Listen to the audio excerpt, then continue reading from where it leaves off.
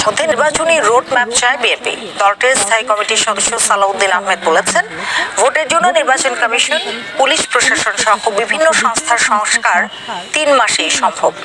তিনি আরো বলেন, ছাত্র জনতার যে চাওয়া তা কখনোই অন্তর্বর্তী সরকার পূরণ করতে পারবে না। এ দায়িত্ব নির্বাচিত সরকারের। ফ্যালকন অ্যালুমিনিয়াম, নির্ভরতার প্রতীক।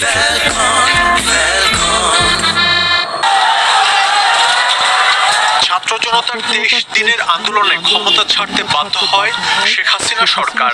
এরপর ডক্টর ইউনূসের নেতৃত্বে দেশ পরিচালনার দায়িত্ব নেয় অন্তর্বর্তী সরকার। নতুন সরকার দায়িত্ব নেওয়ার পর অনেকের প্রশ্ন, কতদিন থাকবে এই সরকার?